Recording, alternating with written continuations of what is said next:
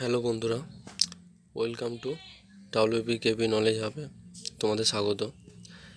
তো আজকে একটি খুবই গুরুত্বপূর্ণ নোটিশ নিয়ে আলোচনা করব।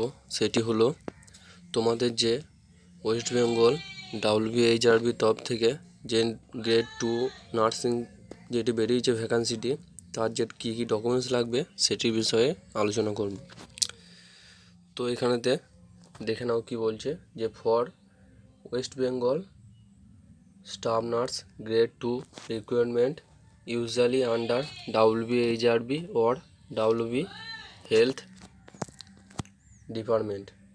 মানে তোমাদের যে ভ্যাকান্সিটা বেরিয়েছে সেটি হচ্ছে গিয়ে WBHRB or WB health department থেকে। You are generally need the following documents at the time of application and later during document verification. মানে তোমাদের এই ডকুমেন্টসগুলি যখন অ্যাপ্লিকেশন করবে তখন লাগবে, তার সাথে যখন তোমাদের ভেরিফিকেশন হবে ডকুমেন্ট তখন সেগুলিকে নিয়ে যেতে হবে। তো দেখে নেব তোমাদের কী কী ডকুমেন্টস লাগছে। Basic identity and address proof. Basic আইডেন্টিটিতে আছে Aadhaar card, voter card, PAN card or passport, any documents ID proof. মানে এইগুলির মধ্যে তোমাদের যে কোনো একটা থাকলেই হবে। এটি ছিল তোমাদের বেসিক আইডেন্টিটি প্রুফে। তারপর হচ্ছে গিয়ে প্রুফ অফ রেসিডেন্স, মানে হচ্ছে গিয়ে তোমাদের একটি যে স্থায়ী বাসিন্দা তার একটি সার্টিফিকেট লাগবে। তো এই ছিল বেসিক আইডেন্টিটি অ্যান্ড অ্যাড্রেস প্রুফের ইনফরমেশন। তারপর দেখে নেব হচ্ছে তোমাদের এডুকেশন কোয়ালিফিকেশান। তারপর হচ্ছে তোমাদের এডুকেশন কোয়ালিফিকেশানের মধ্যে থাকছে তোমাদের মাধ্যমিক ক্লাসের সার্টিফিকেট অর অ্যাডমিট কার্ড। এই দুটির মধ্যে একটি থাকলেই হবে। সেটি হচ্ছে গিয়ে দেখা হবে তোমাদের ডেট অফ বার্থের প্রুফ হিসাবে, মানে হচ্ছে গিয়ে জন্ম তারিখের তোমাদের যে সালটা থাকবে সেটি প্রুফ হিসাবে এটি দেখা হবে। তারপর হচ্ছে গিয়ে হায়ার সেকেন্ডারি এডুকেশন, মানে হচ্ছে গিয়ে এইচএস তোমাদের ক্লাসের মার্কশিট এবং সার্টিফিকেট দুটোই থাকতে হবে। তারপর হচ্ছে গিয়ে তোমাদের যে 3 বছরের জিএনএম ওর বিএসসি নার্সিং কোর্স করা আছে। জিএনএম হচ্ছে গিয়ে 3 বছর এবং বিএসসি হচ্ছে গিয়ে 4 বছরের যে কোর্সটা করেছো তার মার্কশিট হচ্ছে গিয়ে থাকতে হবে। অল ইয়ার্স বা তোমাদের যে সেমিস্টার হয় সেইগুলি হিসাবে।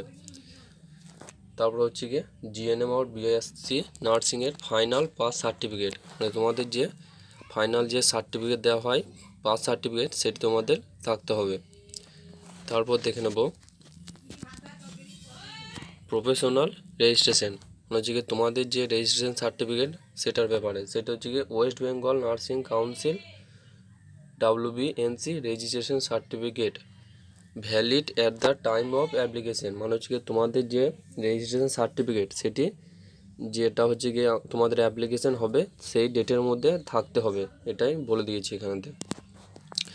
তারপর আসছি তোমাদের কাস্ট ক্যাটাগরি ক্যান্ডিডেট মধ্যে পড়ছে SC ST OBC OBC B, SC ST OBC A এবং OBC B certificate issued by competent authority in West Bengal. মানে হচ্ছে তোমাদের যে সার্টিফিকেটগুলি থাকতে হবে সেগুলি ওয়েস্ট বেঙ্গল বোর্ডের আন্ডার থেকে হতে হবে। তারপর হচ্ছে তোমাদের PhD ক্যান্ডিডেট যারা আছো, মানে হচ্ছে কি পার্সোনাল উইথ ডিসএবিলিটিস, মানে হচ্ছে কি যারা হ্যান্ডিক্যাপ কোটায় যারা আছো তাদের জন্য সার্টিফিকেটটি লাগবে। তারপর হচ্ছে তোমাদের আদার সার্টিফিকেটের মধ্যে হচ্ছে কি তোমাদের এক্সপিরিয়েন্স সার্টিফিকেট, যদি if experience is required or for additional marks, মানে তোমরা যদি মানে বলে দিচ্ছি যে এখানেতে যদি হচ্ছে গিয়ে 12 মাসের বা ওপরে যদি করে থাকো তখন থেকে তোমরা যে মার্কস পাবে সেই হিসাবে যদি তোমাদের সার্টিফিকেট থাকে তাহলেই তোমরা দিতে পারবে। যদি 6 মাস মানে হচ্ছে 6 মান্থ যদি কারো থাকে তাহলে পরে দিতে পারবে না। সেটাই তোমাদের এখানেতে বলে দিয়েছে।